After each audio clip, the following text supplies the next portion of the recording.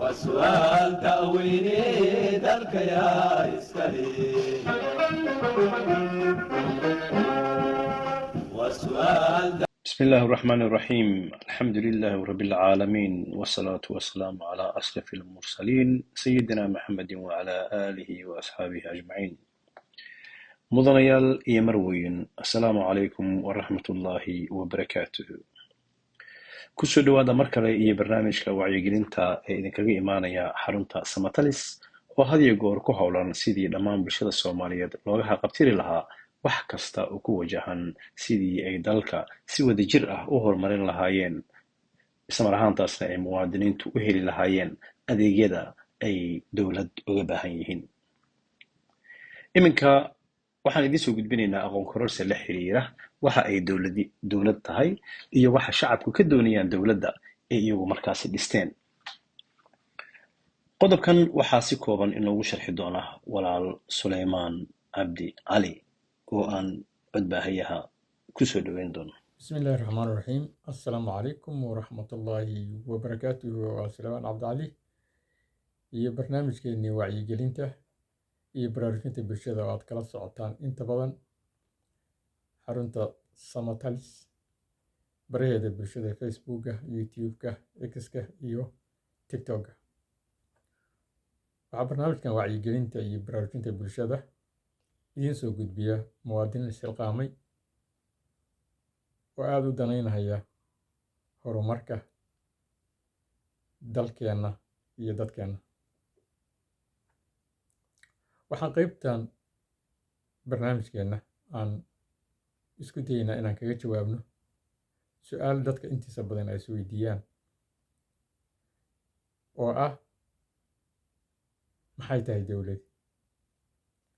maxaase loo samaysta, maxayse qabataa,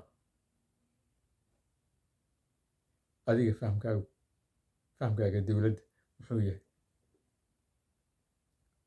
haddii aanu ku horumarno marka waxa dawladi tahay waa wax dadka intiisa badan ay garanayaan oo waa nidaam bulsho leedahay ama ay samaysatay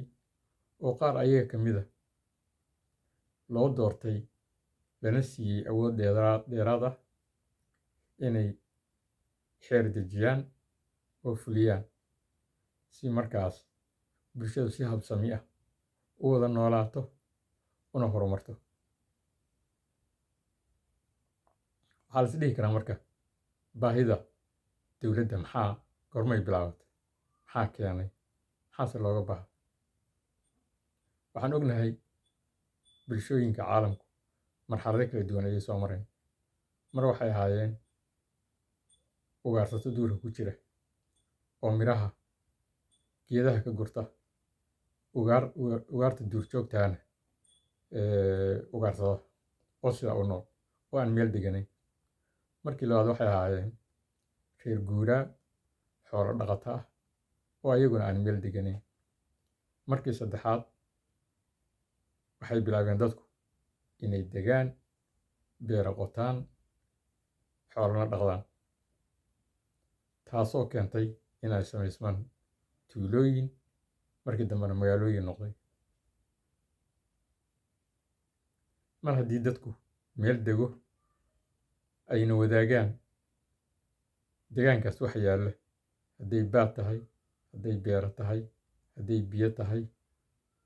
iyo hadday wax kala tahay, degaan hadday tahay, waxaa imaanaya damac oo ah dabiicadda bini'aadanka. damacaasoo keenaya iska hor imaad, isku dhacyo, dagaallo, isu xoog sheegasho, xadgudubyo, dil iyo wax lamid ah. taas markay dhacday ayaa dadkii waxay arkeen inaan sidaan loo sii noolaan karin ee loo baahan yahay nidaam iyo kala dambeyn iyo maamul iyo xaqsoor dadka u garsoora ama u xaqsoora.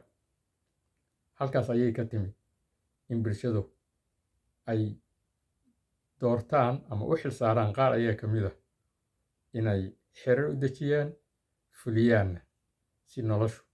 si habsami ugu socoto horumarna loo gaaro. dowladaha casriga maanta aan naqaan iyadoo marxalado kala duwan ay soo mareen waxay ku taagan yihiin 3 tiir. saddexdaa tiir oo wada shaqeeya, isla xisaabtama, kalena madax bannaan. saddexdaa tiir waxaynu inagu u naqaanaa golaha xeer dejinta, golaha fulinta iyo garsoorka. golaha xeer dejintu waa waxa aynu u naqaan golaha shacabka ama baarlamaan. golaha fulintu waa golaha wasiirada oo mararka qaarkoodna ra'iisul wasaare hogaamiyo, mararka qaarkoodna madaxweyne. garsoorku waa maxkamadaha iyo qawaaniinta ay ku dhaqmaan oo markaas u xaqsoora una garsoora bulshada halkaa degan wixii ka dhaca, hadday xadgudub tahay iyo hadday wax kale tahay. waxaan is dhihi karaa marka maxay tahay shaqada dowladdu? shaqada dowladda innagoo aan ku fogaanaynin waxaan ku soo aroorin karaa 2 mas-uuliyadood. midda koowaad oo ah ilaalinta dibadda iyo ilaalinta gudaha. labadooda isku noqonaya ilaalin. midda kalena waa adeeg. labadaas mas-uuliyadood ayay ugu waaweyn mas-uuliyaadka dowladda. ilaalintii aan yidhi waa midda gudaha iyo midda dibadda. tan dibaddu waa xuduudahoo la ilaaliyo, hadday tahay dhul, hadday tahay bad iyo hadday tahay cir, oo laga ilaaliyo cid kastoo ku soo xadgudubta, haddii ay tahay dowlado, hadday tahay koox abaabulan ama shakhsiyaad ku soo xadgudbo. waxaa kale oo ay tahay ilaalintu tan gudaha. oo waxaa la ilaalinayaa maxay yihiin? waxaa la ilaalinaya waxa weeye waa bulshada ku nool dalkaas. waxaa la ilaalinayaa ammaankooda guud iyo midka gaar oo ah ammaanka naftooda, maalkooda iyo sharaftooda. waxaa kaloo la ilaalinayaa xuquuqdooda qoraal, qowl iyo fikir. haddii ilaalintii intaan uga gudubno oo aan adeeggu u gudubno, adeeggu wuxuu ka kooban yahay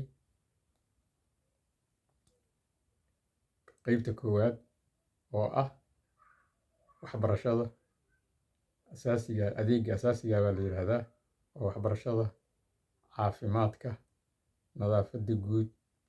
biyaha iyo wixii lamida. gaadiidkaa ka mid a, isgaarsiintaa ka mid a, tamartaa ka mid a. tan kale oo loo baahan yahay in oo adeegga ka mid ahna waxa weeye dowladda waxaa mas-uuliyad ka saaran tahay inay horumariso dalka kan, haddii ay tahay xag dhaqaale,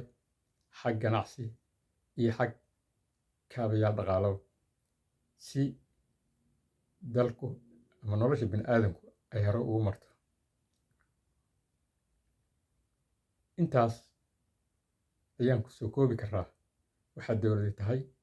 waxa looga baahday, waxa mas-uuliyaadkoodku yihiin, iyo ilaalinta iyo adeegga looga baahan yahay inay sameeyaan. haddaba haddii walaal Suleybaan uu noo sharxay waxa dowladnimadu tahay ama dowladdu tahay iyo waxyaalaha shacabka ay uga baahan yihiin ama la doonayo inay shacabkeedu u qabato, waxaan isweydiinaynaa waxa sababay in muddo intaa la eg ay Soomaaliya dowlad sida hadda loo sharxay oo kale uga hana qaadi weysay dalkeena Soomaaliya. waxaan ku horumarinayaa walaal Cabdirasaaq Taabal inuu wax ka yiraahdo. السلام عليكم ورحمة الله وبركاته.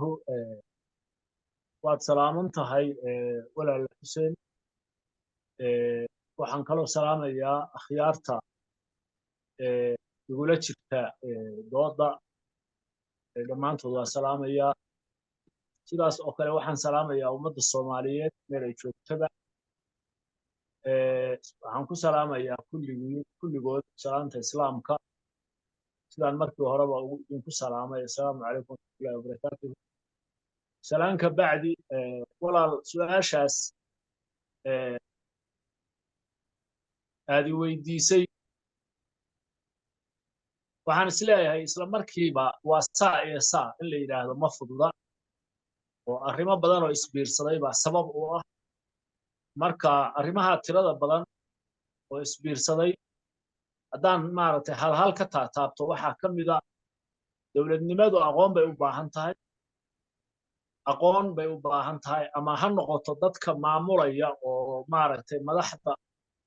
hogaaminaysa dowladnimada ha noqoto ama ha noqoto bulshada bisaylkeeda iyo heerka dadkeeda aqoonta leh bulshada intuu maaragtay ay baaxadoodu leeg tahay hadba dowladnimadu waxay u baahan tahay aqoon lagu maamulo xasiloonideedana lagaga shaqeeyo inay istaagto oo wax maaragtay xasiloon oo shaqayn kartana ay noqoto arrintaas aqoonta ahuna sida badan waddankeenna oo ka soo jeeda bulsho xoolo dhaqataa badankiisu ka soo jeeda bulsho xoolo dhaqataa dowladnimadu waxay ku ahayd wax cusub iyagoo aan dowladnimada iyo maamuladeeda iyo arrimaheeda aan wax badan ka ogeyn ayaa waxa u yimid gumaystihii reer yurub dabadeedna gumaystahan ajnabiga aynu iska kicinno baa dadka ku weynaatay oo maaragtay waddankeenna ina ku maamulayo ina ku fadhiya dabadeedna gumaystihii markuu meesha ka baxay dadkii oo aan aqoon badani jirin oo maaragtay aqoon dowlad lagu maamulo oo weyn aysan jirin ayaa waxaa gacanta loo geliyey dowladnimo laga keenay magaceeda iyo qaabkeeda dibadda laga keenay baa timi kabacdina dhaqankii qabiilka iyo dhaqankii reer guuraaga oo maaragtay dadka kanu lahaa oo aan dowladnimada aqoon iyo dowladnimadii si fiican waa isu qaadan waayeen isla markiiba dowladnimadii qabyaalad iyo qabiil baa dhex galay markiiba dhex galay dabadeed arrintaas wax kastaba ha ahaatee ayadoo dadku hadlayaan oo fikirka aan la caburin oo hadalka aan la caburin oo siday cid waliba la tahay ku hadlayso xeerka dowladnimo aqoonta iyo maxaa la yidhaha tayadu haba iska liiteene laakiin ummaddii ay haysato ikhyaar ay ku wada hadli kadho ama ciddii eed sheeganaysaa eed sheegan karto ama ciddii wax dhibsanaysaa waxay dhibsanaysaa ka hadli karto iyadoo sidaa la yahay liicliicna lagu jiro dowladdu aanay hanaqaad ahayn oo dowladnimadii rismiga ahayd aan gacanta lagu hayn waa ti ay ciidamadu afduubeen taladii oo inqilaabeen dabadeedna qorigii ayaa wuxuu noqday waxa talinaya dadkiina waa la aamusiyey cid maaragtay dowladda iyo kacaanka la jidoo ammaanaysa maahe cid dhaliilaysaa la diiday wixii la tabanayo iyo wixii maaragtay la sheeganayo oo dhan baa laga dhegaysan waayo la caburiyey dabadeedna waxaa meeshii ka yimid xukun gacan adag oo dictatora oo qorigu talinayo taasi waxay sabab u noqotay ikhyaar la'aantii iyo caburintii in ay ummaddii soomaaliyeed oo dhan geeska gees oo ay jabhada furatay markii dambe jabhado noqotay jabhadihii dadkii oo dhammi inuu qorigii ku faafay ummaddii oo dhan waxaa la xasuusan yahay dowladda kacaankii markii uu meesha qabsaday militarigu qof shacaba oo qori haystaa ma jirin soomaaliya afarteeda gees qoriga gacanta dowladda keliya ayuu ku jiray markii dowladdii kacaanku militarigu dhacdayna waxaa la xasuusan yahay qorigu inuu gaaray qof kasta oo qaangaada qori qaadi kara oo rag ah gacantiisa inuu qorigu gaaray oo waddankiiba qori ka sinmay kaasoo ilaa hadda aan la xallin weli oo maaragtay ama kuwa duurka ku jira kuway sitaan ama maaragtay reer miyigu kuwu sito ama qof walo shacababa in gurigiisa qoriyaal marka qorigii militarigu ay meesha ku afduubeen oo dadka ay ikhyaarka kaga qaadeen militarigu intii ay joogeen waa isku dayeen inay wax hagaajiyaan laakiin haddii qori iyo xoog iyo caburin mar hadday taal sabab wuxuu qorigii u noqday waddankii oo dhan inuu gubo oo waddankii oo dhan qorigu gubo dabadeedna jabhadaha iyo civil warship baa lagu dhex dhacay oo xukuumaddu waatay dhacday is-aamin la'aan baa dhacay waa la kala aamin baxay qabaa'il baa laysu laayey xitaa waxaa laga shakiyey dowladnimada laftigeedii ma garanaysaa oo aan awalba dhaqan iyo hiddo hore loo lahayn dowladnimadiiba wax la isku khayaanayo oo la isku caburinayo oo hadba ciddii kursiga ku fadhiisataa danaheeda ay kaga adeeganayso cuqdad ah baa dadkii gashay iyagoo qabaa'ilna ah oo qabyaaladii sii xoogsatay oo civil war dhacay oo qabaa'il la isu laayay marka is-aamin la'aan baa jirta qofka dowladnimada inuu aamino waxaa ka sokaysa inuu ka shakisan yahay oo uusan isku halayn karin marka waxaan u malaynayaa haddee doodu waa badan tahay saaxiibadayda kale ayaan fursad siinayaa haddii aad su'aali weydiinaysidna waa ku soo dhowaynayaa haddase intaasaan ku hakinaya shukran aad iyo aad ayaad u mahadsan tahay waana kaaga mahad celinaynaa sidii aad u balballaarisay waa sidaad sheegtay waa su'aal aad iyo aad u weyn macluumaad badanna laga heli karo walaalaha kale ayaan iyagana sidaas oo kale bal inay wax ka yiraahdaan wixii markaasi aad isleedahay iyagu isleeyihiin waa ay ku kordhin karaan waxaan u gudbinayaa walaal maxamed cabdi caynab kusoo dhow walaal حسين ومحسن تهاي السلام عليكم ورحمة الله وبركاته دمان أمد الصومالية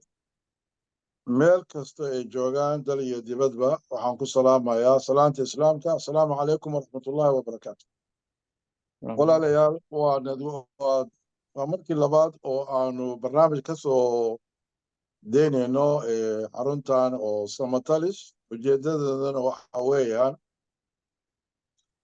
in ummadda Soomaaliyeed wacyigelin baraarujin aanu u samayno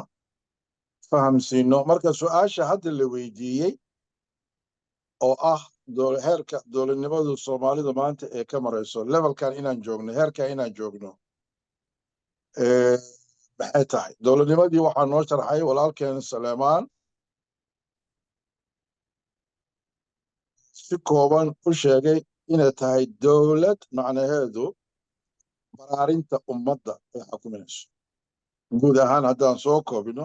xanaanaynta horumarinta wanaajinta ummaddaas ay xukuminayso saaxiibkay ku xigay masterdaad isna wuxuu ka sheekeeyey xorriyaddii iyo dhaqankii iyo inaan reebaadiye ahayn inaan gumayso wax noocaas waxaan filayaa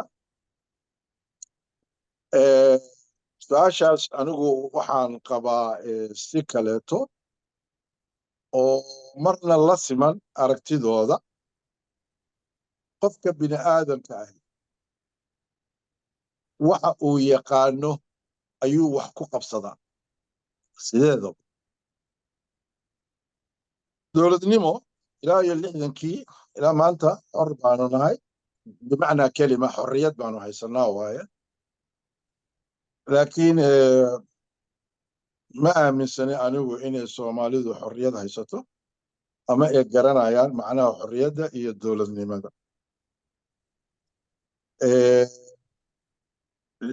markii xorriyadda la qaatay ilaa iyo dowladdii kacaanka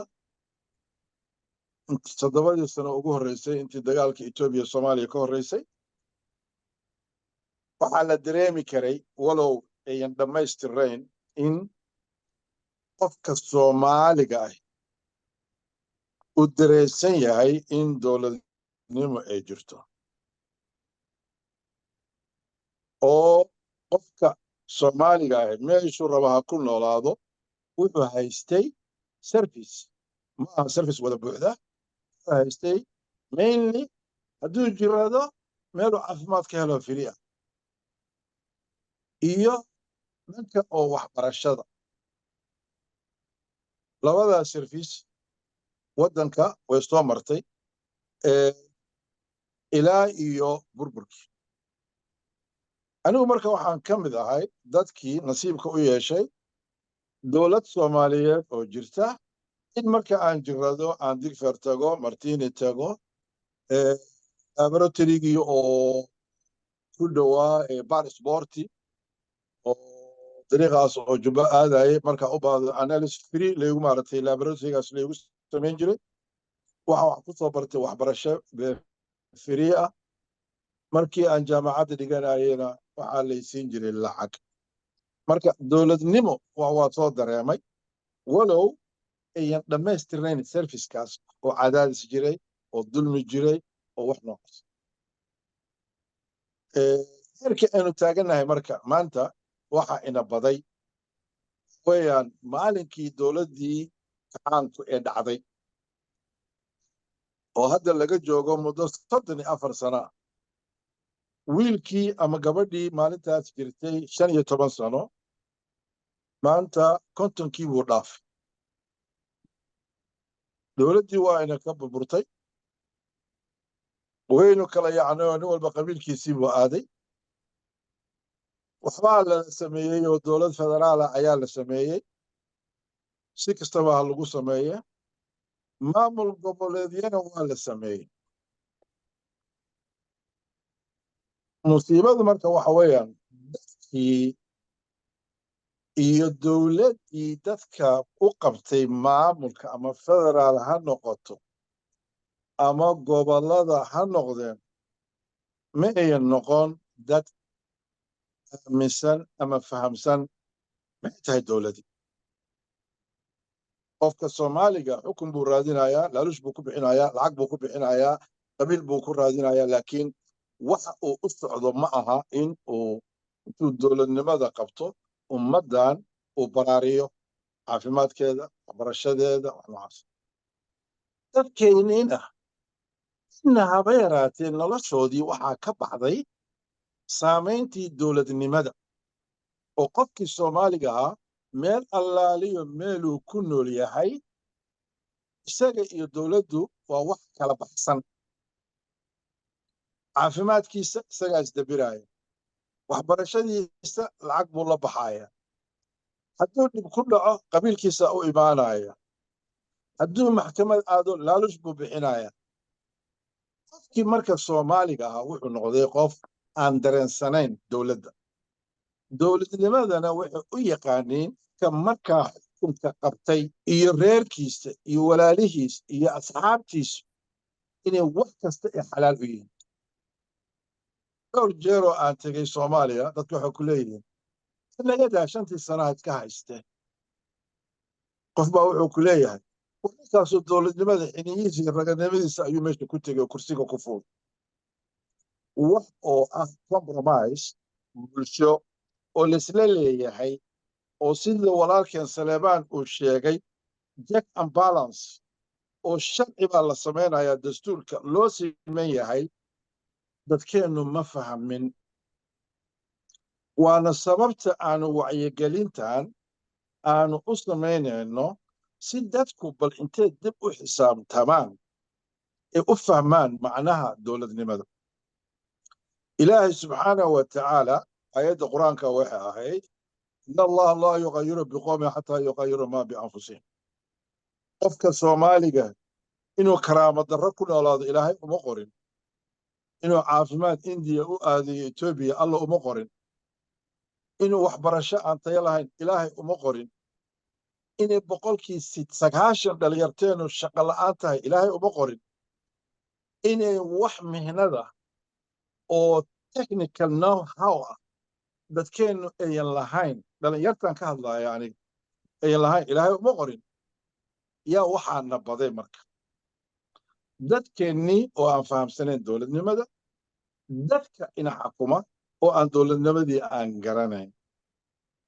war dowladnimadu maxay tahay qofka madaxda ah waa in uu ku fekero war dadkaygu maanta sida ay yihiin waa in ay berri ka fiicnaadaan dad madax noo ah oo ina soo maray intii burburka oo fikirka aaminsan ma jirto 90% waxaanu ognahay shicibkuna ay og yihiin in dadka madaxda ahi ay u joogaan maslaxadooda ay ka taajiraan ka xoolaystaan nepotism qaabiil wax noocaas dadkeenniina ay iskala qabsadeen oo dowladnimadaba ay u arkaaneen war qofkaa meesha yimi wuxuu rabo ayuu sameeyaa wuuna ka xoolaystaa wax oo xisaab iyo wax noocaasana aynan jirin marka heerkii aynu joogno waxaa keenay dadkeennii oo dowladnimadii fahamkeedii si qaldan u arka oo aan u fahamsanay haddaan soo koobo iyo dadkii Soomaaliya gacanta ku dhigay oo maamulayay ama madax ha noqdeen ama wasiirro ha noqdeen oo aan u jeedin war in bulshada tan loo adeego oo qofku shaqaale u yahay oo sharciga loo simaya marka meeshaan naallo waxayna keentay ayaan darradaas inuu ku habsatay marka waxaan ummadda aan rabnaa samatalis baraarujin fahamsiin iyo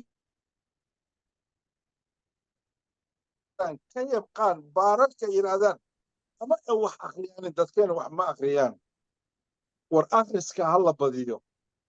war yutuubiyada hal badan oo dadka nolosha ka dhacay oo ummadda qabiilka iyo qurunka iyo kala fogeynta ku wada ha la iska daayo waa u jirnaa youtubers fara badan oo markii waddankii imaada loo soo bambaxayo laakiin ummaddii wax input positive ah aan samaynayn marka in aanu taas counter balance ku samayno ummadda khayr sheegno soomaalinimo u sheegno dowladnimo u sheegno dadkeenu marka inta isu yimaada yidhahdaan horyaare war nimankan wax ay sheegayaan waxbaa ka jire aanu xisaabtanno dadka inoo taliyaa dowladnimo ma noogu taliyaa ujeeddada iyadu waa intaas in dadku iyaga ay ka timaado calaykum salaam waraxmatullahi wabarakaatu intaas oga baxay oonu kusoo noqon doona insha allah saan jecla walaal xuseen aad baa u mahadsan tahay akhyaarta kale oo walaalahay ah oo madasha igula jirana waan salaamayaa iyo dhammaan dadweynaha Soomaaliyeed oo daawan doonta hadalkayaga waxaan ii muuqataa amaan dareemay in walaalahay si fiican arrintaas u dhigeen soo koobeen Saleebaan su'aashaas mugga weyn oo dawlad waa maxay oo si kooban qaybaheeda iyo waxay qabato iyo sida ay ku hirgasho uu inuu ku soo koobay walaal Caynab iyo maxamed cabdi Caynab iyo Cabdirasaaq Daadna ay maaragtay iyaguna si wanaagsan u faahfaahiyeen anigu wax yar baan ku darayaa su'aashu waxa weeye dawladnimo waa maxay iyo maxay Soomaaliya uga hirgeli leedahay anigu hadalkayga waxaan ku aadan yahay kelmadaha aan ku darayaa waqtigaan dhow oo wixii burburkii iyo dawladahan hadda la sheegto ama tan maamul goboleedyada ha ahaato ama tan federaalka ha ahaatee baan wax yar ka dhahayaa sidaa uu Saleebaan u sharxay dawladnimo waxa ay tahay iyo qaybaheeda kala duwan iyo adeegyada ay bixiso ma la dhihi karaa maxay dawladdaasi uga hirgeli leedahay haddase ma ka jirtaa shacabkana su'aashaas iyaguna qof walba waxaan rabnaa meeshuu joogo inuu wax iska weydiiyo anigu waxaan qabaa inay dawladda sidaa loo sheegay sababta ay uga hirgeli leedahay ama loogu guul daraystay inay Soomaaliya meel kastoo la joogo maamul goboleedyada iyo tan federaalka ay uga hirgeli leedahay waxa weeye aasaaska lagu dhisay dawladaha ama maamulada noocaasa ayaa khaldan waxay weeye sida guri aasaaska ama tiirarkii gurigu ku taagnaan lahaa oo khaldan weeyo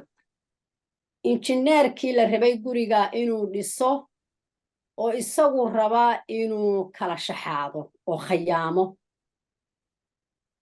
oo wixii isqabsan lahaa oo xoogga u yeeli lahaa gurigu inuu taagnaado injineerkii dhisayey waxaan ku masliyaa tan dawladdii iyo hogaamiyeyaashii ayaa halkaa khayaamo oo aan daacad u ahayn qofka guriga loo dhisayaana maadaama uusan khibraddeeda iyo aqoonteeda lahayn hadda iskama qaban karo qofkaa lu goynaya oo injineerka ah oo hawsha uu ku aaminay halkaasaan anigu kaga cabiri lahaa Soomaalidu waxa noocaasana waxay ku mahmaah baa jirta ama xigmad hal xaaraanihi nirig xalaala ma dhasho wax si khayaamaa ku bilowda wax siday ahaayeen ku bilowda wax tiirarkii ay ku taagnaan lahaayeen ama khaldan yihiin ama maqan yihiin wax wanaagsan kama dhalanayaan bay aniga ila tahay ama waaba waxa hadda muuqda marka dawladdii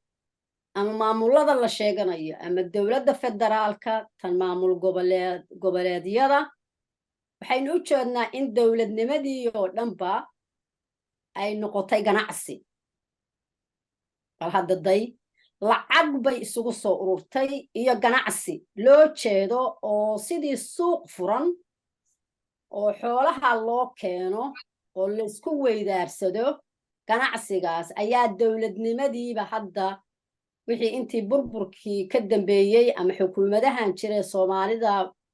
la yiri dal ka soo baxay dagaal sokeeye muddo 30 sano ma aragtay muddo adigu dhowr iyo 10 sano dawlad la'aan ahaa ummadii iyo dawlado dan kale intay ku noqday ilaa iyo 2006 baan u malaynayaa midda kuwa hadda jirjira baa ugu xoog badnaa waxa loo aasaasay tanta federaalka la yiri waxa loo amaamudo meeshii wax laga bilaabay dadka isku keenay Soomaalidii kala tagtay iyo burburkii dawladaha iyo dadka ku soo noqday intooda badni waxa ay u muuqataa inay dana kala haayeen bal aynu wuxuu amaamudno dadka kan saan uga danaysano taasi waxay keentay marka waxaani wax ummadda Soomaaliyeed ma la isweydiiyay dan u ah inay tahay maxayse noloshooda ka bedelaysaa sidii walaal Caynab hadda uu ka hadlayay dawladnimada iyo maamulada iyo wixii loo dhisay waxay u muuqataa inay waa dawladnimo kama soo harto hoggaanka dadka marka hoggaanka noqonaya haddii ujeedadoodoo dhammiba tahay meeshaan adigu ku danayso ama ha ahaato nafac ama ha ahaato magac ama koox u adeeg ama dad gaara u adeeg haddee waxa ka baxaya ujeeddadii dhammayd oo laga lahaa dawladda dawladdii hadday ka maqan tahay saddexdii qaybooda ugu waaweynaa sharci dejintii iyo qolyihii sharciga fulinayay iyo maxkamadihii oo haddii dawladdu xadgudub la timaado ama shakhsi la yimaado labada goloo kalaba isha ku hayn lahaa wixiiba hadday isugu soo urureen hal gacan macnaha hoggaan maamul kasta iyo federaalka waxaan shaki ku jirin in hoggaankii meeshaa joogaa isagu kulli wada yahay Soomaalidu inay been isku sheegto maahan hadday rabaan inay wuxuu hagaagaan waa in boogta farta la daro oo waxay dawladnimo Soomaaliya uga shaqayn la'adahay ama uga hirgeli la'adahay ama wuxuu khariban yihiin in laga hadlo weeye in laga hadlo oo meesha wax ka qurmayaan sartu meeshay ka qurmayso in la tilmaamo weeye Soomaalida la yiraahdo beenyayna isku sheegin haddaan waxaas la sixin 100 sano soo socotana sidaasay wax ku soconayaan oo shacabku gartaan oo fahmaan oo yiraahdaan waa u jeednaa ama ciddii u sharxi lahayd meesha wax ka khaldan yihiin marka anigu waxaan ku soo koobahayaa hoggaanka hadduu hoggaan ummad u adeeg shacab u adeeg noloshooda wax ka bedel adeegyadii la soo sheego dhinac walba leh iyo baahiyaha ka jira wax ka qabo hal shakhsi oo waxaan aaminsanahay hoggaanihii hadday taasi ku weyn tahay oo waxa uu jagada u soo doontay ama xukunka u raadinaya hadday taa tahay in wax saxmi karaan baan aaminsanahay laakiin hoggaan aan daacadnimo ka muuqan daacad aan ahayn aan idhaahdo sharaf iyo hufnaan midna aan wax ku xukumayn waxaa la yidhahda integrity hoggaan aan lahayn oo aysan ka muuqan oo aysan meelna ka soo gelin haddii ummaddii taladii oo dhan iyo dowladnimadii gacantiisa ku ururto maxaa ka soo baxaya weeye taa weeye dadku inay isweydiiyaan marka waa sharci darrada waa hogaamiyaal aan daacad iyo damiir iyo hufnaan iyo qadiyad wax ay aaminsan yihiin oo ka dhab ah oo ay ku mintidayaan oo ay ku soconayaan oo ay dad ku hogaaminayaan aysan jirin taasaan anigu aaminsanahay taasoo la saxa maahane waxaan u malaynayaa inaan soomaalida dowladnimo inay ka fog tahay inay dowlad u hirgasha inay yeeshaan waa mahadsantihiin السلام عليكم ورحمة الله وبركاته مرة بعد waxaan aaminsanahay dhammaan walaalaha afkaarta iskuulkiin dhammaantood inay sax tahay maadaama jawaabta su-aashaani ay tahay mid ballaaran oo dabcan aan hal jawaabi ku filayn waxaan isleeyahay dhammaan waa sax wax kaloo badanna waa lagu dari karaa laakiin waxaan u kala saari lahaa laba waxyaalood haddii la rabo xal in la helo laba waxyaalood oo midna tahay waqtiga dheer midna ay tahay waqtiga dhow waqtiga dheer waxa inagu aynu nahay oo aynu isla garanay dadku aqoontooda guud ama midda dowladnimada u leeyihiin iyo waxa ay tahay inay yar tahay waa cillad weyn oo jirta weyn cilladda labaad oo jirta waxa weeye fakri waa dad yani aad iyo aad u tabar yar weeye soomaalidu oo fakri ah weeye marka laga hadlaayo sida hadda ay tahay walow dal qaniya ay ku nool yihiin arrinta saddexaad oo iyaduna cudurka saddexaad oo jira waxa weeye waa arrinta qabiilka ama qabyaaladda aan dhaho qabiilka maahane waa qabyaaladda saddexdaas waxyaalood waxay u baahan yihiin long term ama muddada dheer in sidii wax looga qaban lahaa iyo istaraatiijiyadii lagu xalin lahaa ama looga bixi kari lahaa in laga shaqeeyo u baahan tahay oo dabcan dee jahligu dadka aqoon bay u baahan yihiin oo waxa loo baahan yahay jiil waxbartay oo waxbarashadu ma aha midda maadiga ama diiniga keliya ma aha waxaa la rabaa qofku shakhsiyaddiisa dhowrsanaantiisa qof ahaantiisa in la dhisaa la rabaa waxa weeye waa waxa la yidhaahdo tarbiya marka taasi waa mid weeye midda kale oo fakriga ayaduna waa arrin kaloo u baahan dowlad dadka kan hagta oo waxa ilaahay siiyey u soo saarta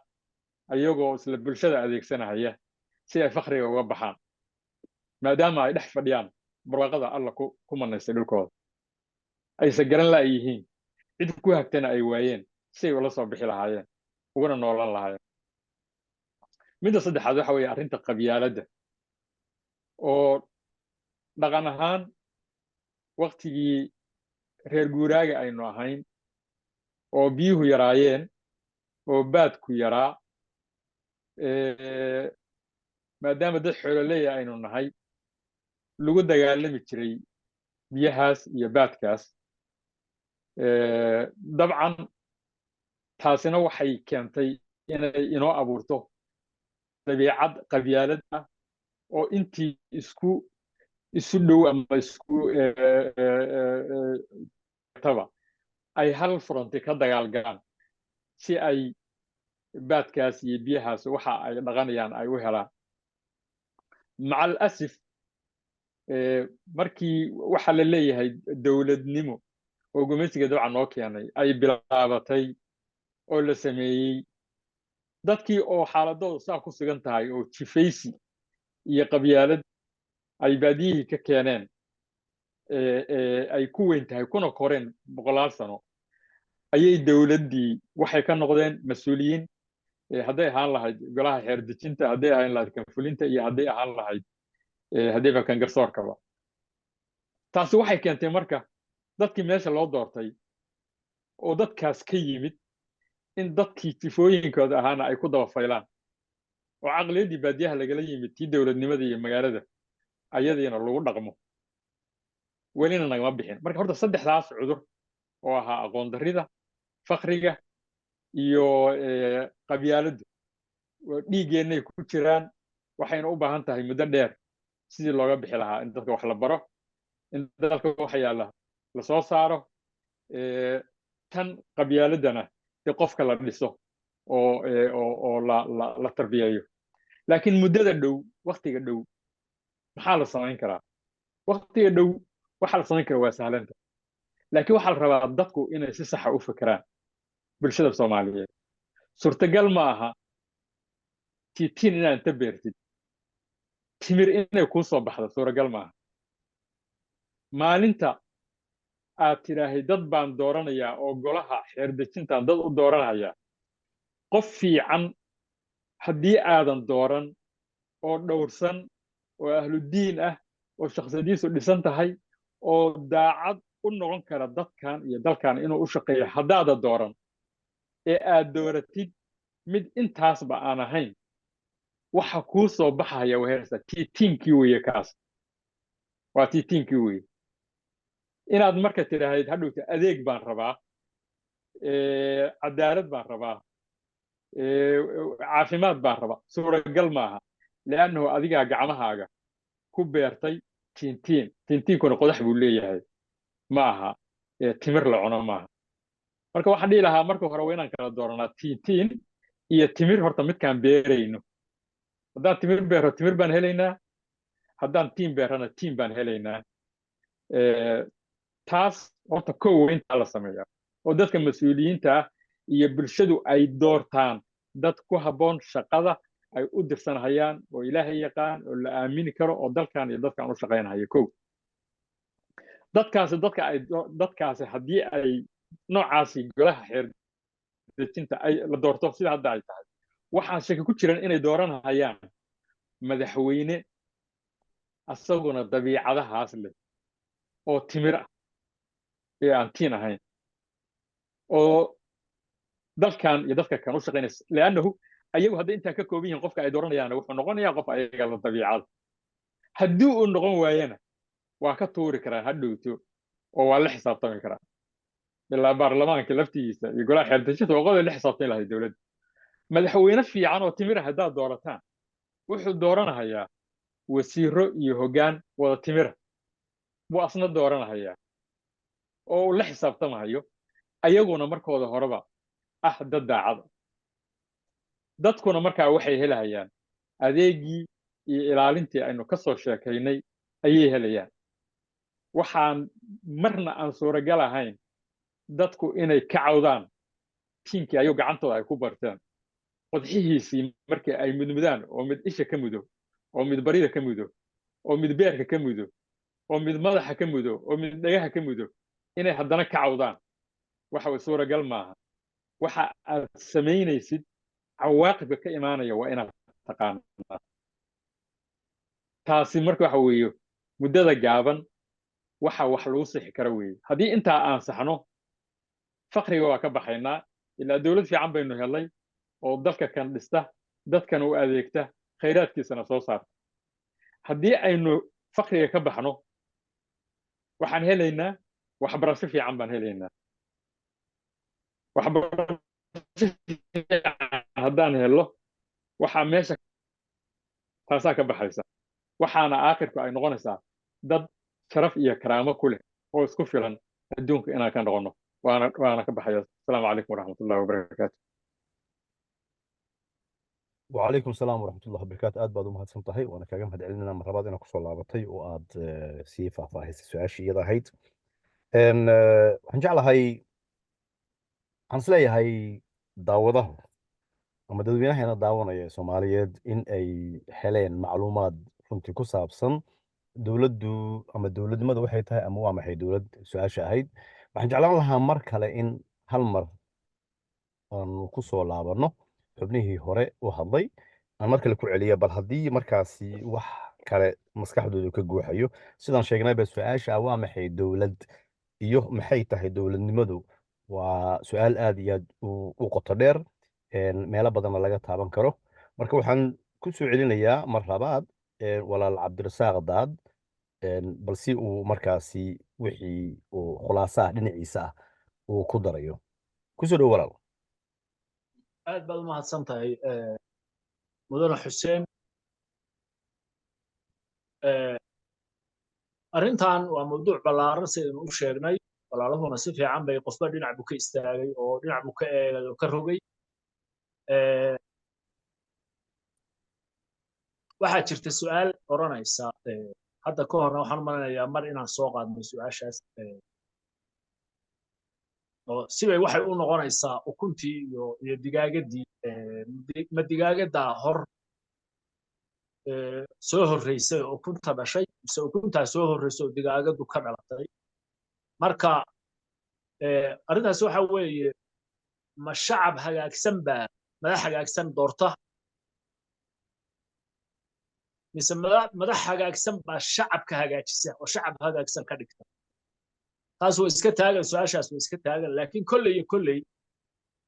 xaaladda aynu ku jirno oo soomaaliya ay hadda ku jirto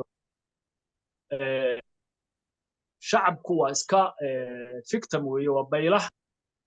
waa sakaar waran yahay shacabku waxaa hadda maamulada ahoo jiraana kuma maqna wax soomaali ka maqan maamuladu uguma maqna soomaali sida ay tahay inay ka baxday u baahan sida ay kaga bixi lahaydna maamulada hadda jira kumaba maqna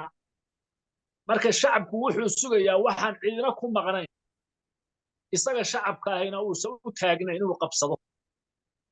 baahidiisiina ah uu shacabku sugayaa shacabku wuxuu sugayaa aan ku celiye wax baahidii uu aad ugu baahnaa ah cidina aysan ugu maqnayn asaga shacabka ahuna uusan ku maqnayn inuu qabsado wixii buu sugayaa marka waxaan kuu soo socon haddaa u fadhiidoo sugtid hadda weligaa heli maysid waxaynu hadda cid gaara dhaliil aan wadda leenahay maahay qof kasta oo soomaaliya asagaa ka markhaati ah maamulada hadda jiraa inaanay ku maqnayn waxa soomaaliya ka maqan soomaaliya maxaa ka maqan shacabka soomaaliyeed waxaa ka maqan ammaankii oo aan sugnayn waxaa ka maqan xuquuqdiisii oo dhan oo dayacan noloshiisii oo baaba'san oo in la hagaajiyo u baahan waxaa ka maqan isu soo celin la isu soo celiyo oo dadkii shacabka ahaa iyo dalkii dib loo mideeyo waxaa ka maqan karaamadii ummadda soomaaliyeed ee adduunka kaga mid noqon lahayd oo ay ku lahayd oo maqan oo dhulka taal waxaa ka maqan dhallinyaradii oo wada bagaan muddo ah oo shaqo loo abuuro waxaa ka maqan horumarkii laga shaqayn lahaa kulligii soomaaliya dhulkeeduna waa dhul beeleed kulligii roobna waa heshaa biyaha cirka ka yimaadaana say u socdaan bay intay ciidda sii xaaqaan badda ku shubaan dhulkii la beeri lahaa laftigiisii bay xaaqayaan oo badday ku shubayaan dhulkii la beeri lahaana waa sii gawaan buu sii noqonaya xoolihii waa baaba'ayaana dayac bay u baaba'ayaan iyo cudur iyo hadba abaar baabi'isa iyo haraad baabi'iyo dhallinyaradii waddanka waa ka baxaysaa oo shaqo la'aan bay uga cararaysaa waddankoodii oo barwaaqa kulligii kor iyo hoosba barwaaqa ammaanka waxa weeye magaalo soomaaliyeed oo aadan ka welwelayn ammaankeeda ammaankaaga aadan ka welwelayn waa yarta waxbarashadii walma ognahay sida macallimiinta hadda iskuullada dhiga iyo ardadu isula silicsan yihiin iyo waalidiintii waa ka warqabnaa wax walba oo ummadi u baahnaydba waa dayacayn caafimaadku siduu yahay waa ogni intaa mid ka mida kuma maqna maamuladu intaa mid ka mida maamul ku maqni ma jiro maamul ku hawlan inuu shaqada qabtana ma jiro maamul walba dadka joogaa ayagaa ka xoolaysta meesha ayagaa ka xoolaysta marka shacabka soomaaliyeed wuxuu sugayaa baahi daran oo uu qabo cid ugu maqanna aysan jirin isaga shacabka ahina uusan u taagnayn inuu qabsado wuu sugaya horta taas waa midda maxay sidaa laakiin u tahay su-aal weeye iyaduna maxay sidaa u tahay waxay sidaa u tahay qofka bini'aadamka ahi wuxuu garanayo buu ku dhiiradaa waxaad waxba ka fahamsanaysaa ka yeesho mataqaan waxa wax loo barto bini'aadamku wax u bartana waa inay waxa danahooda ah oo ay u baahan yihiin si aqoon leh ugu dhaqaaqaan waxaad garanaysid waa ku dhiiran kadhaa laakiin waxaad garanayn kuma dhiiran kartid marka Soomaalidu xoolaha ay aad u taqaanaa waliba geele qof aan weligii geel arag oo dhaqan haddii geel la dhex keeno muxuu fali karaa caana kama maali karo si uu ula noolaado ma yaqaan beerkay ku dhufanaysaa hashu marka dambe isagiyo waxaa la arkayaa ama dayac u dhintay ama geel ku durduriyo ku tuntay baa la arkaya waxa weeye ummadda Soomaaliyeed aqoon la'aanta ka haysata dawladnimada dhaawaca weyn qayb weeye qaybta labaad dadku qabiilka waa yaqaanaan qofka Soomaaliga macnaha qabiilka waa fahansan yahay laakiin macnaha dawladnimada ma fahansan qofka Soomaaliga markii qabiil la soo hadal qaado xorriyad wuxuu dareemayaa soo doona u hadli karo reebel waa saa anagu saasana kanaanuna keen waa dhiiranaya dawlad markii la soo hadal qaado qofku waa aamusaya u fiirsada idinku Soomaali oo dhan dadkeeda u fiirsada qof dhifa ma aha ilaa wuxuu garanay si uga hadla ma yaqaan hadda waxayba joogtaaba markii dawlad la soo hadal qaadiyo dawladnimo qofka Soomaaliga ah inuu maaragtay ka mishiiqsado oo niyad xumo dareemo marka arrinta qabiilka iyo qabiilka Ilaahay baa abuuray ma xuma sida dhirta Ilaahay oo abuuray baa Ilaahay oo abuuray laakiin sida uu qabiilku ahaan lahaa oo qabiilnimadu ahaan lahayd iyo waxa iska keen dhexgalay noloshii dawladnimada iyo casriga iyo ilbaxnimada wixii baan marka isku qaribnay caanihi iyo naaftadii baan isku darsanaynaa marka caanana ka tage naaftana ka tage marka wixii qabiilkii iyo dawladnimadu aan isku milay waxay yihiin lama yaqaan marka kii meesha yimaadaba waxa intaas sii wehelisa qofka madaxda noqonaya bini'aadamka waa qof la bido sida la yahay inuu wax ku biiriyo oo wax soo kordhiyo qofka madaxda noqonaya hadda qofka madaxda noqonaya makaasa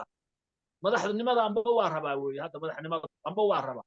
qof shacabkii ka mid oo waxba ogeyn oo waxba dadka ku kordhin karin baa isa soo taagaya madaxnimadan rabaa buu leeyahay wuxuu doonayana waa yaqaan waa inuu wax soo qaato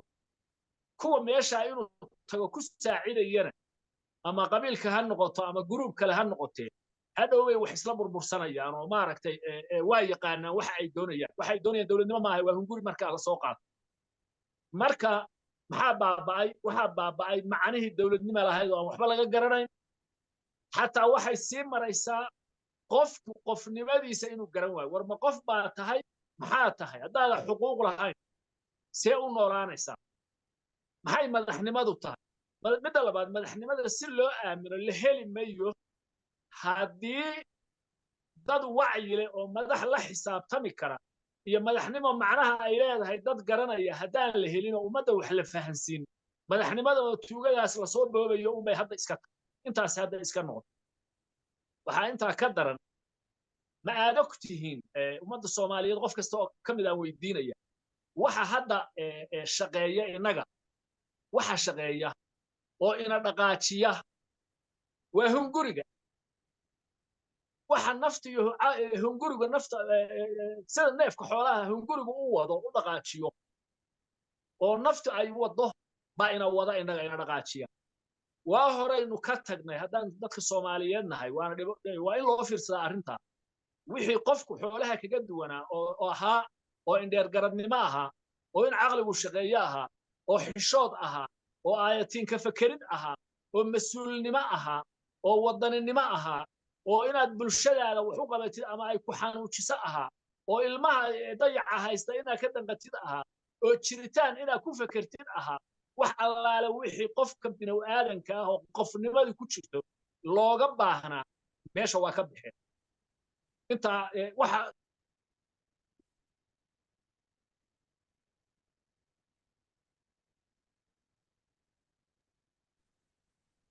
raalli ahaada telefoon baa iga soo dhexgalay marka hunguri keliya ummad hunguri keliya wado maxaa soo haraya waxaa imanaya haddii hunguri keliya dadka wado qofku dhulkiisuu gadanaya waddankiibuu gadanayaa qofkii bini'aadamkaa inuu gatuu keenaya sharaftiisuu gadanayaa ilmihiisuu gadanayaa wax deeqi karaaba ma jiraan qofka binu aadamka karaamada iyo sharafta markuu garanayo markaasaa wax u kala haraan markaasaa wax u kala badbaadaan dhaqankii sharafta iyo karaamada iyo waxgarashada iyo aayatiinka iyo xilkasnimada iyo mas-uulnimada ahaa dhulkuu ku dhacay waa baaba'ay waa sii baaba'aya maalin dhaweyd baan waxaan ku arkay baraha bulshada dhallinyarada kaftanta qof ka mid ah wuxuu lahaa dadkii hebelow dadkii qiimaha lahaa oo hadda sii dabateerka oo dabar go'aya baad ka joogtaa qof baa lahaa oo qof dhallinyaro abu ahaa dadkii qiimaha lahaa soomaaliyeed oo dabar go'a hadda ku dhowo sii dabar go'ayaad ka sii nooshay qof baa lahaa xaqiiqaduna waa dhabtahayna waa sida waxa weeye marka soomaalidu waagii hore hunguriga kuma guda dhici jirin hunguriga waa ka hufnay waana la isku naanaysi jiray oo qof ay soori qaaday qof ay seefi qaaday baa dhaantay saad waad ka samtahay baa la oran jiray hunguriga baa hadda lagu guda dhacaya guriga waagii hore oo hunguriga laga xishoon jiray baa gaajo badnay oo ay Soomaalidu haysan waxaanoo baabuura iyo waxaanoo maaragtay teknolojiya iyo waxa kale oo raashid nooc kala duwan iyo waxa arlada yaacay waxba kama jiro saddex maalmood baa qofku qadi jiray laba maalmood buu qadi jiray saddexda waqtiba hal mar wax cuni jiray qof xishoodana waa dadka marka waxa wada baahi ma aha dadka waxa wada tayadii dadnimada ayaa hoos u dhacday calool baa soo hartay iyo af calool iyo af ordaya soo haray calool iyo af ordaya oo inuu wax qaato raba kaliya marka waxa loo baahan yahay ummadnimadii dad dareemaya Soomaali waa ku jiraan dadka ummadnimadu ku jirto dhiigooda hadday dhalinyaro yihiin iyo dad waaweyn hadday yihiin iyo dad dhexe hadday yihiin qofka Soomaaliga ah maanta Soomaali ugu qiimo badan waa qofka damiir kale waa qofka xishood kale waa qofka daacadnimada leh waa qofka runta leh waa qofka aayatiin dareemaya dadka hala doono yayan dadka caynkaasi yay aamusnaana ha isdoonteen ayaguna ha israadsideen maamulada tan hadda jira oo la iska fiirsanayo waxba kuma maqna nin aad u jeedid hadba hantidii inuu raranayo oo guryo ku dhisanayo oo shirkado ku samaysanayo oo asagu dhul ajnabi hantidii u raraya maxaad ka markhaati aad ka tahay iska daawanaysid kaasi wax kuuma maqnay wax isweydii oo tasho askarahan la hadlaya Soomaaliyeed askaray meel alla meesha joogtaanba waxaa la idinka doonayaa shaqada askarigu waxay tahay inaad fahantaan isweydii adigoo askariya isweydii shaqadaadu ma waxa weeye hooyada iyo walaalka iyo muwaadinka walaalkaaya cadow dabadda ka soo duulaya inaad ka ilaalisid haddaad boolis tahayna tuuga iyo dembiyada gudaha ee daalimiinta wixii dembi samaynaya in la qabto shaqada sidaa miyay ahay mise shaqadu waxa weeye shakhsiyaad madax ku sheego dalka raranaya inaad gacmo u noqotaan gacmo dalkii u raraya hadda adiga hooyada waa qatanta ilmahaaga waa qatan yihiin walaalkaaga waa qatan yahay walaalkaaga muwaadinka waa qatan yahay kulligiin waa dayacantiin dalkii buu raranayaa shakhsigaanu idinkiibaa gacmaha oo la raraya maxaa ka wadaan mawaalantii waxa weeye marka askartu inay wax isweydiisaa loo baahan yahay aqoon-yahankii Soomaaliyeed ilaa afartanaadkii wiil iyo gabar Soomaaliyeed baa qalin iyo buug sii watay isweydiin weeye aqoon-yahankii Soomaaliyeed 70 sano wax baranayay xagee jira allaale wax ay ku maqan yihiin yaa garanaya shakhsiyaadka caloosha u shaqaystayaasha noqdo dadka dhiigooda wax ka cabayo aqoon-yahanku sheega iga tu kuwii kala meeyay intii kala meeyay soo mas'uuliyaddii dadkoodan ay wax u barteen mas'uuliyad soo kama saara maxay irbad dunu gelin waayeen maxaa loo la'ay oday dhaqankii Soomaaliyeed oday dhaqanku wuxuu ku milmay in badan oo kamid ah waxay ku milmeen noloshan musuqmaasuq oo faasidka oo maamulada ummadda dhiigga ka caba bay ku milmeen marka karaamadoodiina dhaawac bay u geysteen qabaa'ilkii madaxooda fiirsanaya oo wax u dirsadayna waa hodeen oo waa hodaadeeyey ummad marka waxaynu nahay ku sugan xaalad aan la sii fiirsan karin waxaa loo baahan yahay ninka oday dhaqanka ah karaamadii odaynimada inuu dib ugu noqdo oo ka fekero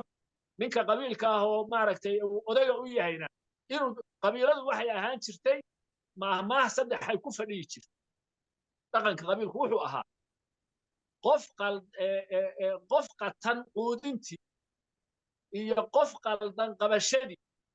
iyo qof quman quweyntii tolnimadu waa intaa saasay ahaan qabiil waa saddexdaa qof qaldan qabashadii qof qatan quudintii iyo qof quman quweyntii in la garab istaago qofka saxsan sidaasay ahaan jirta hadda see yahay qabiilkii hadda si qabiil baa hadda jira qabiilkii soomaalidu qabiil waxay taqaanaa qabiil baa la arkay qabiilkiina maanta inta xoog gale baa ku shaqaysata qabiilka laftiisa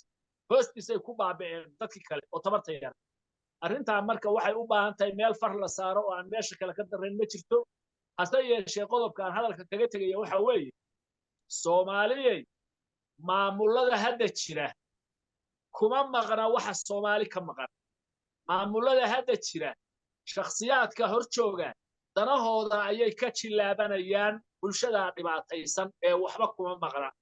iskhilaafkooduna wuxuu xoojinayaa mid walba meesha uu haysto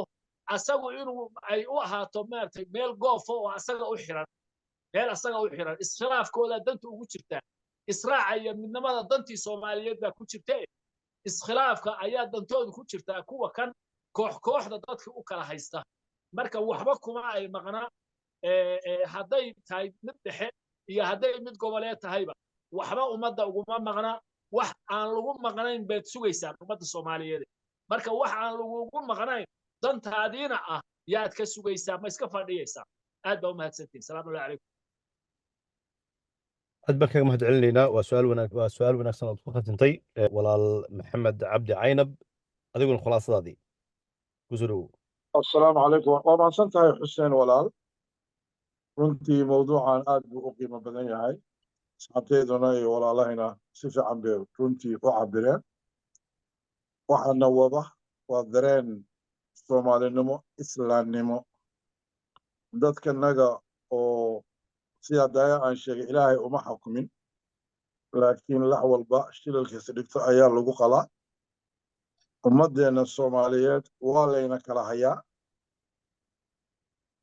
midaan federaalku iyo maamul goboleedyadu ummadda way kala hayaan si ay dantoodu u fusho qofka soomaaliga qofka kaleta cadow looga dhigay 34 sano waa isdilaynaa dowladnimo ma hayno waxaan dareemay marka in dadkan ummadda soomaaliyeed madaxda u ah inay ummadda kala hayaan laakiin shicibku isjecel yahay gobollada markaad gobol u soo qaadato marka maamul goboleedyada dadka ku dhaqan sidaas baa loo kala hayaa waana xaqiiqo jirta gobolku rabo ha noqdo maamul goboleedku rabo ha noqdo dadka maamulaya ummadda waxay isugu dhexgeliyeen nacayb iyo qabiil si ayan u midoobin si ayan quwad u yeelan si ay iyaguna ugu dulnoolaadaan ugana danaystaan waana midda keentay maanta in dhallinteennu ee dalkeennii ka cararayaan sababtoo ah dhallintu waa dhallin soomaaliyeed waa dhallin ku nool maamul goboleed xyz ilaahay wuxuu ka abuuray qabaa'il litacaarafu laakiin midba midka kaleeto ayuu ka baqayaa si ay danta kuwa xukuma ay u fusho oo aan looga hor iman qof walba meeshiisii ayaa waxaa ku helay marka cudur shaqo la'aan xirfad la'aan gaajo yani disparate qalbijab dadku waxaan soo socon bay sugayaan suu saaxiibkee u sheegay teeda kaleeto haddii dadka dhalinyarta ah ayan isdhexgelin oo ayan doodin oo ayan dalkooda qiimeyn u samayn war ilaahay muxuu u qadaray adoo jaamacad ka soo baxay inaad baalasho noqotid ama baawur lagu gado dhaweeye la yidhaahdo iyadiyo dad aan istaahilin ee yurub iyo ameerika intay ka yimaadaan qofkaasaa madaxda ah dartiis ay qaraabo yihiin boosad fiican ku helay qofna dowladnimada uguma siinayo saxan dahab dowladnimada waa loo kaca okay dowladnimadu shuruuc bay samaysaa baadaaya saleebaan noo sheegay shuruucdaas bay dabaqdaa dastuur baa la qortaa وإن لو سمية لكن وحنا أجدنا بقى إن واحد شروع والله سمينا أيوه أما اللي فلنا أيوه وأمتنا وحو تريسة جيرين أن كأهين شروع ذا إن عشور لأوروريو مثل ما يدسينا يا هدي دولة soo saarto sharci ah qofna baabuur ma wadi karo ilaa uu leysan qaato oo iskuul wiido uu soo maro oo markaas taraafikadu intay fuliso sharcigii baabuurka qofkii aan haysan leysan ee ganaaxdo ama ee baabuur ka qaado ama ee ka fariisiso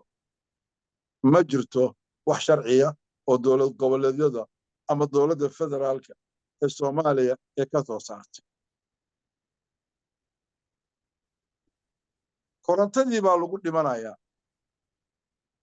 34 sano ayay maamul goboleed 24 sano 30 sano ayay maamul goboleed samaysan yihiin wax baarlamaanku sharci uu ka soo saaray ummadda fiiriya waxa dowladnimadu maxay tahay waa inay baraarisaa ummadda wanaageeda ka shaqeyso caafimaadkeeda waxbarashadeeda nolosheeda nabadgelyadeeda guriyii baa koronto loogu leeyahay wax sharci ah oo haba yaraatee korontadu ee leedahay dalkeena ma jirto habeenkii baabuurta waxaa lagu socdaa maamul goboleedyadoo dhan dalka fuulka ah waxaad garanaynaa marka saddexdaa example waxay idinkaga filan tahay in dadka ina xakuma ayan kala jecleen yacni shilalka ugu badan baa ka dhaca Soomaaliya dadka ugu badan baa ina ka dhinta dadkeenni marna xabad buu ku dhimanaya marna baabuur buu ku dhimanaya marna bad buu ku dhimanaya Itoobiyaankiina dhulkeena soo galaya masalan ba dowladda waxa sharcigeedu yahay in xuduudda ay ilaaliso xuduudda wixii soo galaya inay sugan tahay haddii dowladda federaalka ay taa ku saaqiday war maamul goboleedyada jira maamul goboleed kasta wuxuu leeyahay wasiirka arrimaha gudaha baba waxaad arkaysaa malaayiin Itoobiyana oo soo galaya qaxooti waddankayga yimaado waxba kama qabo amba qaxooti baan ahaan jiro laakiin anugu markii aan qaxootinimada aan galay boolis baa ay qabtay faraa layga qaaday interview baa layga qaaday waa la warsaday caafimaadkayga la baaray layma ogolayn inaan meel bulshadu tagto aan dhex galo ama iskuul aan galo ilaa caafimaadkayga la baaro innaga waxaa inu ku soo jabay oromo Etoobiyaan baa inu ku soo jabay oo weliba dhaqan xumada iyo away wasaaradii arrimaha gudaha saareed arrinta inay wax qabato shicibku intaas way cabanayaan marka shicibku inay inta cabtaan maahe waxay noqonaysaa marka anarki inay abuuranto hadhow sharcigii iyagu ee gacantooda ku qaadaan taas waxaan uga jeedaa war dadkan ina xakumaa shicibka uma naxayaan wallaahi inayan kala jeclayn kii kasar ku dhaco kii cudur ku dhaco kii balaaya hesho wallaahi inayan kala jeclayn ma fahamt marka innagu war dhimanaya aynu isbadbaadino weliba dhalinyarada jaamacadaha ka baxay gidaarada fadhiya war ka dooda dowladnimada war dowladnimada raadiya war sharci in loo sinaado aynu raadino war dulligan Soomaaliga ku dhacay Soomaaliga waa laga yaqsadaa adduunka meeluu joogo waa dad individually oo qofka Soomaaliga shakhsiyan waa qof hadduu helo dowlad wax barta ama tacliin barta waa dad oo ilaahay uu ku manaystay caqli fiican laakiin isu tag iyo wada jirkoodii baa baaba'ay wuxuuna ku baaba'ay waa layna kala hayaa waxa ina kala hayana waxa weeyaan kuwa ina maamulaya marka in aynu fahamno waa in aynu fahamno Soomaaliya isgarabsano kuwa maamul goboleed wada degan iska saaraan tafaraaruqa nin walba meel baa cudur ku dawo ma haysto oo niis waxbarasho ma haysto oo hooyadiis caafimaad ma haysato oo shaqo ma haystaan oo xirfad ma laha inta idin kulminaysa ka waran oo yani idinka dhaxaysa inaad ka gelgelataanin cadaalad inaynu helno dowlad fiican inay helno sharciga loo siman yahay shaqada qof kastaba lagu siiyo taqaanaa ayaan ahayn keebaa ina adeerkiiyo keebaa abtigiyo dhaliyo keebaa sidigiyo keebaa ina adeerka waxa keliya aynu kaga bixi karno walaalayaalow waa inagoo dowlad wanaag samaynaa oo dowlad wanaaggaas sharcigana loo siman yahay war ninka madaxweynaha ninka wasiirka ah oo tuuga noqday oo ummadda ka xoolaystay waa in aynu mustaqbalka maxkamad geyno waay afad waa ujeedaa waxa ka dhacaya dowladda federaalka waa inaynu maxkamad geyno waa inaynu xakunaa innagoo aanan u fiirinay qabiil ciidamada sida saaxiibkee uu sheegay war dad xoolaysanaya oo dadkaagii baabi'inaya inaad idinkuna xabad la sii dhacdaan ma aha war hooyada caafimaad ma laha war ilmahaagu tacliin iyo mustaqbil ma laha imise jiil baa idinka dhumay isaga galaasyada carruurta lagu baro 70 arday baa qolkii ku jira macallinka fiiriya darxumada haysata iyo lacagta uu qaadanayo marka waxa weeyaan war ummaddan aan isgarabsanno war ha la fekero ha la doodo ha laga doodo dowlad wanaag see baynu ku helaa 34 sano jahwareer baynu ku jiraa anigu badanaa maqaalada waxaa Soomaaliya waxaa ku habsaday kuwa aan lahayn legacy aan ka tegin legacyda keliya ee ka tegayaan waxa weeyaan inay milyaneero noqdaan in badan baa waxaan idhi example yar cumar bin cabdicasiis amiir almu'miniin la waayey waqtigii uu xukumayey caalam alislaam qof sadaqa qaata markii uu dhintay allaha u naxariistee wuxuu ka tegey 7 diinaar walaalkiis ka horreeyana marwaan markuu dhintay waxaa laga dhaxlay alif diinaar oo dahab ah ummadda waxeedii dhan buu xaday aakhirkii alle muxuu qadaray in marwaan carruurtiisii ay suuqyada sadaqaystaan magan allay dhahaan marka ummadda xoolaheedii la xaday oo uu dhacay waxa weeyaan baraka mala baraka ilaahay ma barake cumar bin cabdicasiisna markuu dhimanayay 7 baa laga helay markaasaa nin la taliyaa wuxuu ku yidhi cumarow intaasaa amiirulmu'miniin ahayd wax filayna 2 sano xakumay carruurtaadiina 7 dirham baa uga dhimatay markaasuu wuxuu yidhi 7 dirham baa ilmahayga uga dhintay haddii ilmahaygu ay noqdaan ilmo saalixa allahu waliyu saalix haddii ay noqdaan faasiqiinna xoolo ay fusuq ku sameeyaan ugama tegin ilaahay waa barakay awlaadiisii way dhaqmeen jihaadkii bay galeen wax noocaas marka walaalayaalow ummadda Soomaaliya dadka madaxda u ah oo ilaahay ku ibtileeyey xoolo raadi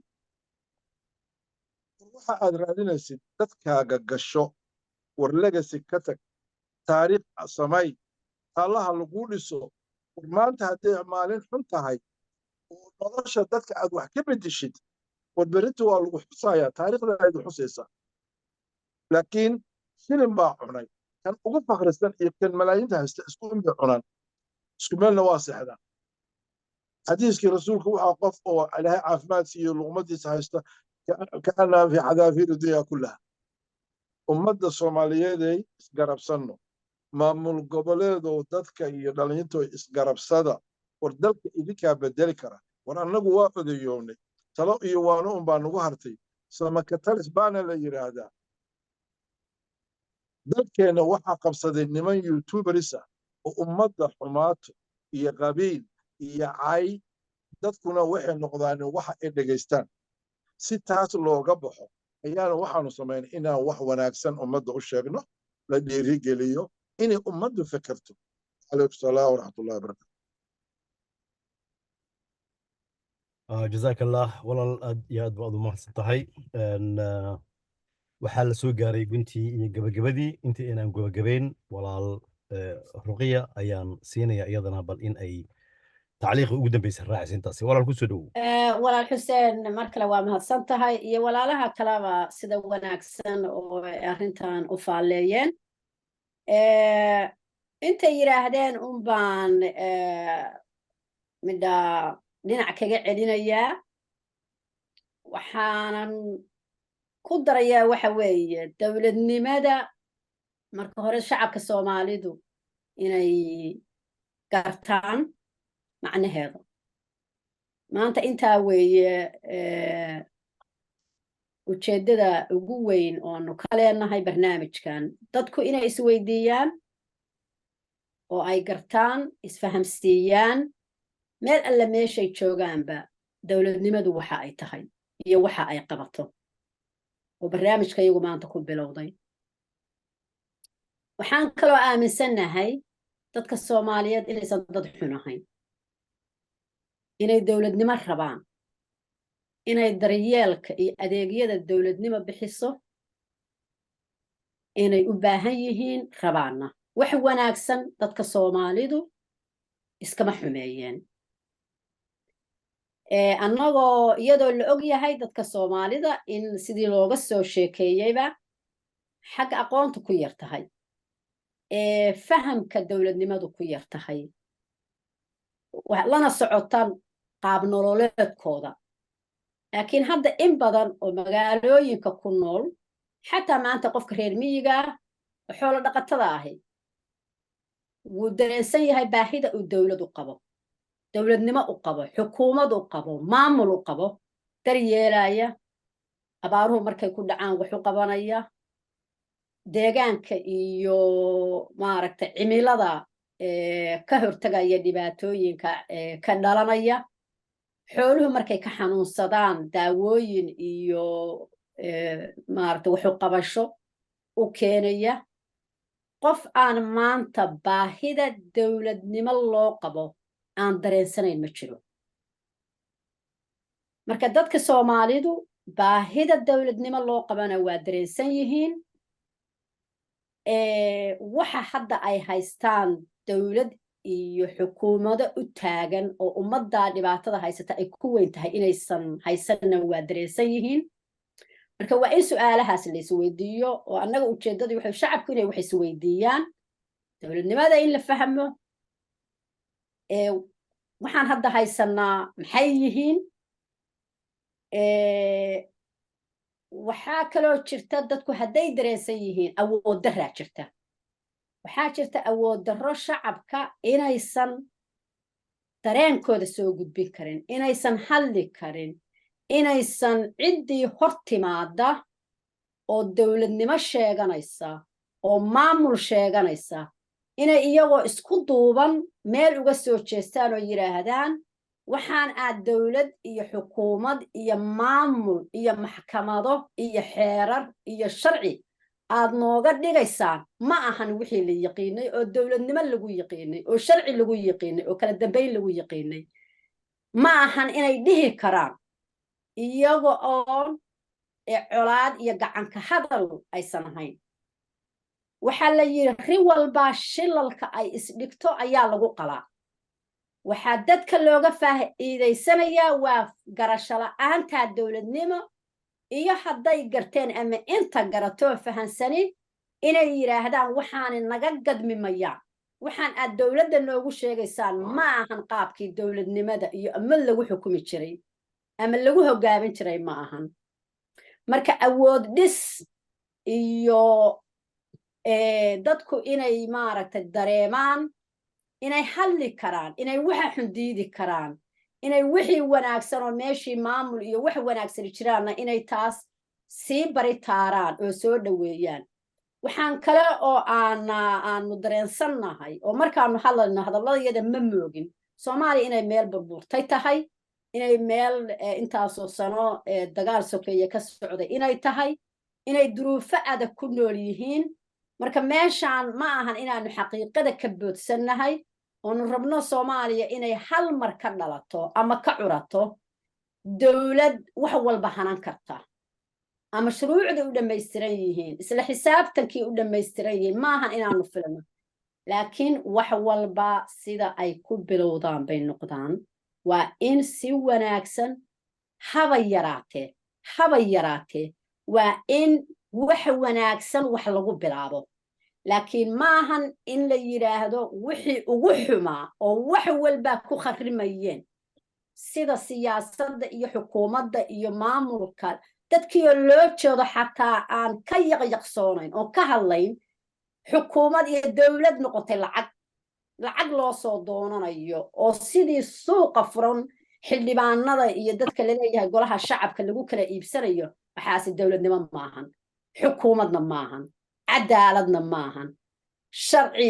sharcina waa loo jeedaa maaragtay dadkii sharciga dejinayay baa